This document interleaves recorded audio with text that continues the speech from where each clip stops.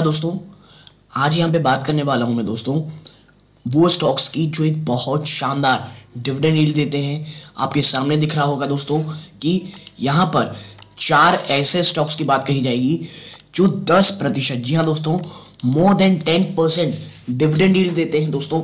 और उनके चार्ट्स के ऊपर भी चर्चा करेंगे कि वो कौन से लेवल हैं जहाँ पर मार्जिन ऑफ सेफ्टी बहुत ज़्यादा स्ट्रॉन्ग रहेगी। क्योंकि मैं अक्सर कहता हूँ कि जो डिविडेंड यील्ड के स्टॉक्स हैं वो तब खरीदने चाहिए तब जब वो स्टॉक में गिरावट हो रही हो दोस्तों, ठीक है। तो इकोनॉमिक टाइम्स के आर्टिकल के थ्रू उन 4 स्टॉक्स को देखेंगे और उनके चार्ट्स में चर्चा करेंगे। तो देखिए, आप देखें, शुरू में यहाँ बहुत अच्छी बात कही हुई है, in a bullish market everyone is focused on capital gain, but the moment the market start to correct, as had happened in the last few days, the majority looks at whether the company pays dividend or not और how much is the dividend yield। ठीक है, देखिए इसमें बहुत अच्छी बात कही गई है कि जब बाजार बहुत बुलिश होता है ना, यानी जब बहुत शानदार भाग रहा रहता है, तब हर किसी को कैपिटल गेन चाहिए कि भाई कितनी ज्यादा कैपिटल गेन आप कह लीजिए आप पाल ले रहे हैं। लेकिन जैसे ही बाजार थोड़ी गिरावट दिखाने लगता है, लोगों के दिमाग में आता है अरे भाई ये कितना डिविडेंड देता है। क्योंकि उस समय या तो स्टॉक, अगर आप कह सकते हैं बाजार अगर गिरेगा नहीं, अगर स्टॉक ज्यादा गिरेगा भी नहीं, तो इतने लंबे समय के लिए वो कंसोलिडेशन फेज में चला जाता है। यानी कि ना कि बहुत ज्यादा ऊपर जाता है ना कि बहुत ज्यादा नीचे आता है, और आपका कैपिटल गेन आप कह सकते हैं स्टक हो जाता है। तो ऐसे समय में वो स्टॉक जो काफी अच्छे डिविडेंड दे रहे रहते हैं, वो आप कह सकते हैं एक कुशन का काम करते हैं, एक आप कह सकते हैं कि आपको अच्छे खासे एक एफडी के बराबर रिटर्न देते हैं, ताकि आपके पैसे इन्फ्लेशन के सामने कमजोर ना हो। In fact, there are many corporate treasuries which invest in stock only at times when dividend yield have reached a point where returns are better than investing in debt। ठीक है, ऐसी कई corporate treasuries हैं दोस्तों जो कि तभी stocks में इन्वेस्ट करती हैं जब डिविडेंड यील्ड ऐसे पॉइंट पे पहुंच जाए जहां पर रिटर्न जो है दोस्तों वो डेट से काफी अच्छी, यानी कि भाई जो डेट मार्केट है, जो गवर्नमेंट सिक्योरिटीज है, ये सब चीजें हैं, उनसे ज्यादा अच्छी अगर आपको डिविडेंड दे, तभी कई कॉर्पोरेट ट्रेजरी स्टॉक में निवेश करती है। यानी कैपिटल गेन का थोड़ा बहुत मजा आएगा ही, साथ में एक कांस्टेंट डिविडेंड दे करके आपकी जो पूरे के ओवरऑल जो आपका पैसा है वो काफी अच्छे तरीके से काम करेगा। ठीक है, another couple of things to look out for when investing on the basis of dividend yield is the track record। ठीक है भाई, ये तो ठीक है अगर ऐसे स्टॉक जो पिछले कुछ ही समय पहले से आपको डिविडेंड दे रहा हो, मतलब ज्यादा समय हुआ ना हो, अगर आप उसी में डिविडेंड दे, सिर्फ उसी शॉर्ट टर्म पीरियड के डिविडेंड को देख करके निवेश करेंगे, भाई मान लीजिए अगर आज पिछले आप कह सकते हैं 1 या 2 ही साल हुए हैं, एक स्टॉक 10% का डिविडेंड यील्ड दे रहा है, ठीक है, लेकिन जब वो डिविडेंड पे कर रहा था तब उसके पास उतने कैश ही नहीं थे कि इसको सस्टेन कर सकता। इसीलिए सिर्फ 1 या 2 साल नहीं, कम से कम दोस्तों 5 से 10 साल का एक ट्रैक रिकॉर्ड होना चाहिए कंपनी का, जहां वो लगातार डिविडेंड पे कर रही हो और ऐसे सिनेरियोस बन रहे हो जो कि भाई आने वाले कई सालों तक आपको डिविडेंड आराम से वो पे करता दिखाई देगा। ठीक है, जस्ट बिकॉज अ कंपनी पे a high dividend for a year और 2 does not mean become a good dividend paying stock. ठीक है, मैं भी यही कह रहा हूं कि भाई अगर पिछले 1 या 2 सालों में ये कंपनी पे कर रही है तो इसका मतलब ये नहीं कि उसका डिविडेंड यील्ड और उसका ट्रैक रिकॉर्ड बहुत अच्छा है। सो एटलीस्ट 5 years, देखिए 5 साल द कंपनी शुड हैव पे a dividend for at least 4 hours।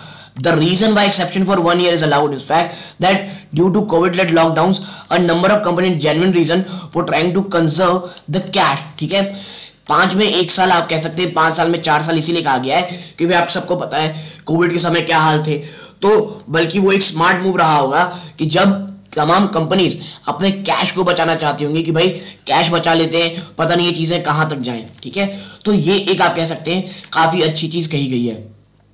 ठीक है, आप देखें, dividend payment is not only a function of how much money a company is making but also sort of habit of the management or its intent।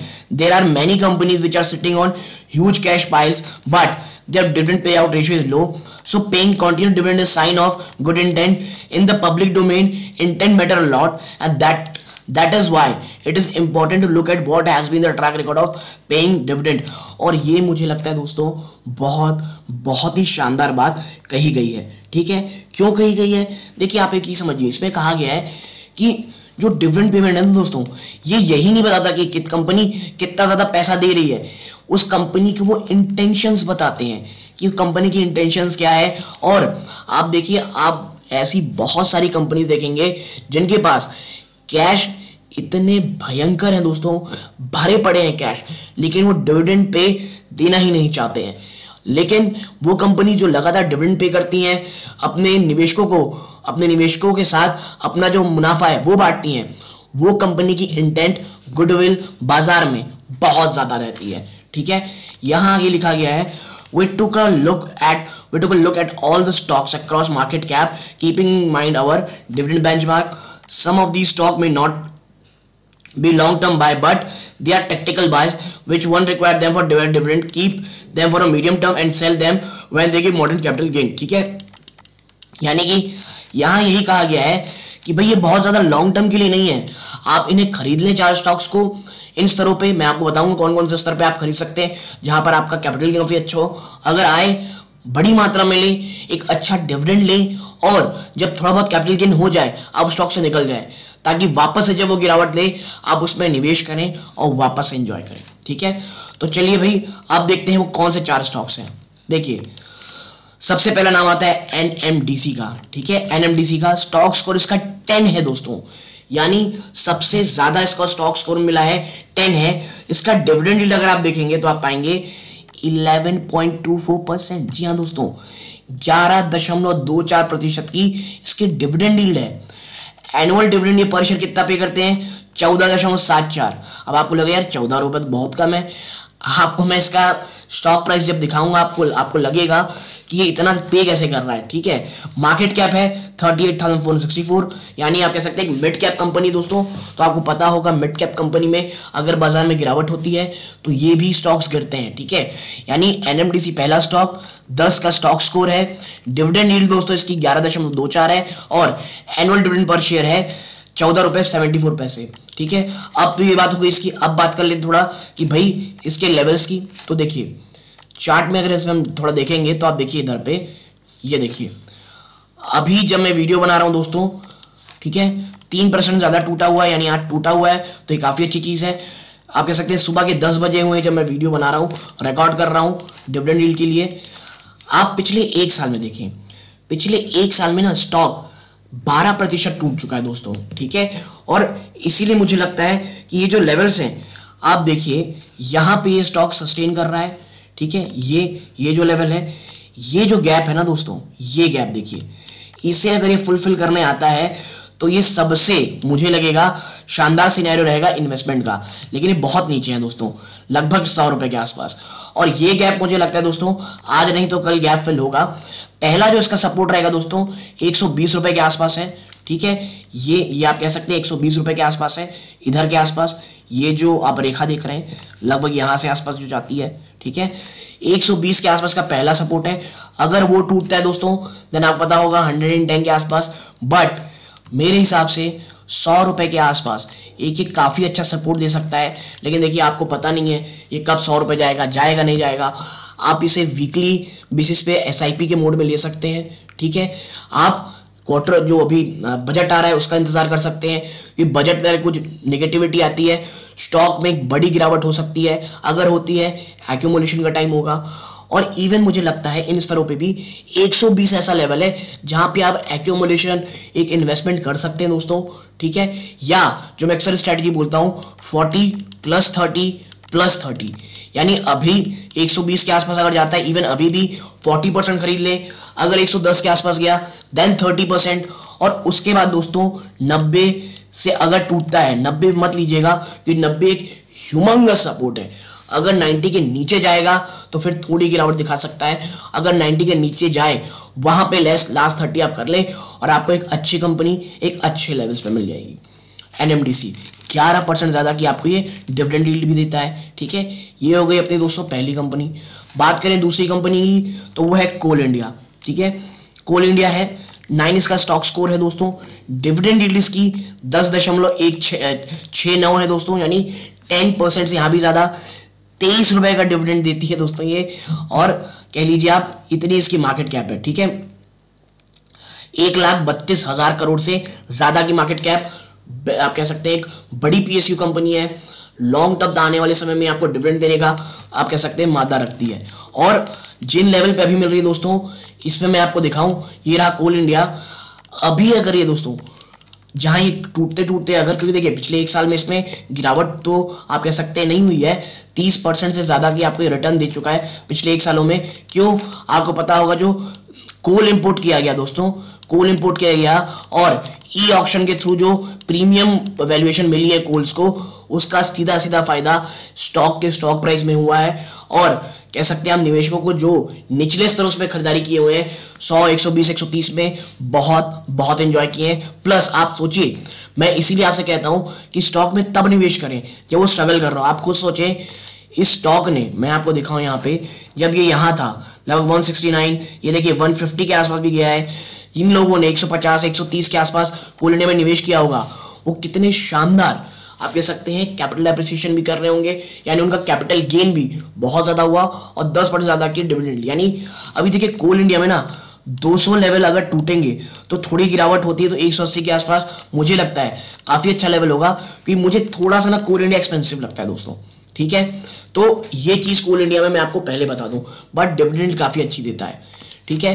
तो और अगली चीज देखें, REC limited, stock score 10, dividend yield 10.67% दोस्तों, ठीक है। Annual dividend per share 13% से भी ज्यादा दोस्तों। बात करूं अगर अगली चीज मार्केट कैप की, तो 32,310, ठीक है। और नेक्स्ट दोस्तों हिंदुस्तान जिंक, ये बहुत भाग गया दोस्तों हिंदुस्तान जिंक, लेकिन अभी इसके जो आसार है, कमोडिटी के प्राइसेस जिस तरह ऊपर जा रहे हैं, अभी ये ऊपर ही रहने वाले हैं दोस्तों, ठीक है। और ये भी आपको 36 रुपए से ज्यादा का डिविडेंड देता है, क्योंकि भाई इसकी 350 के आसपास का इसका सबसे महंगा स्टॉक इसमें यही है दोस्तों, 350 रुपए का, ठीक है। और इसकी डिविडेंड 10% से ज्यादा है। तो REC लिमिटेड में जब मैं जाऊंगा दोस्तों, आप देखिए यहाँ पे 123 रुपए का ये स्टॉक है, हाँ ठीक है।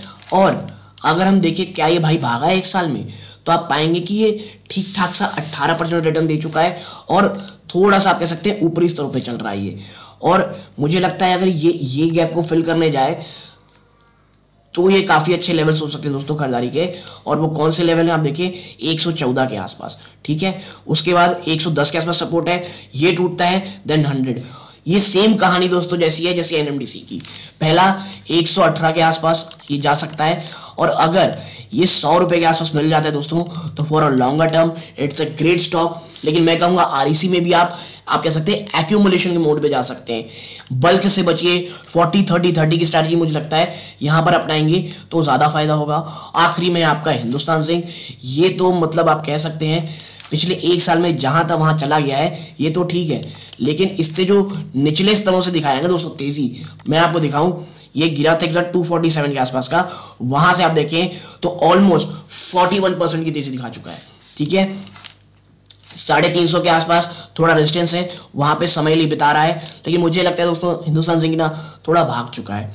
लेकिन अगर 350 से ऊपर जब ये जाएगा तो दोस्तों एक न्यू सेट ऑफ रैली हो सकती है, लेकिन अब ये बहुत ऊपर है दोस्तों। और मैं अक्सर कहता हूं डिविडेंड यील्ड वाले स्टॉक्स को उन समय मत खरीदे जब वो 52 वीक हाई के आसपास हो, वो भले ही कितना भी अच्छा स्टॉक हो, ठीक है। तो ये चीज है। और एक दोस्तों स्टॉक मेरी तरफ से मैं ऐड करना चाहूंगा, वो है पावर ग्रिड। पावर ग्रिड दोस्तों मैं आपको बता दूं, ये ना ज्यादा भागेगा ना ज्यादा गिरेगा, 4-4.5% का आपको डिविडेंड यील्ड देगा, कांस्टेंट डिविडेंड यील्ड देता है। कभी अगर बाजार की गिरावट में आपको ये स्टॉक 190 के आसपास मिलता है, एक बार ये गया था दोस्तों, अभी मुझे 3-4 महीने पहले, जैसे 190 गया था वहां से फर्राटिस ने तेजी दिखा दी थी, यानी 190 ह्यूमंगस सपोर्ट है स्टॉक का। इवन 200 भी एक काफी अच्छा लेवल हो सकता है जहां पे इन्वेस्टमेंट की जा सकती है, एक्यूमुलेट की जा सकता है दोस्तों। तो ये छोटा सा वीडियो दोस्तों डिविडेंड यील्ड का, अगर आपको अच्छी लगी हो लाइक करें चैनल को, और ये मेंबरशिप स्पेशल है तो आप चैनल सब्सक्राइब करने नहीं भूलूंगा। थैंक यू, यहां तक जुड़े रहे। तो ये इस वीडियो का अंत है।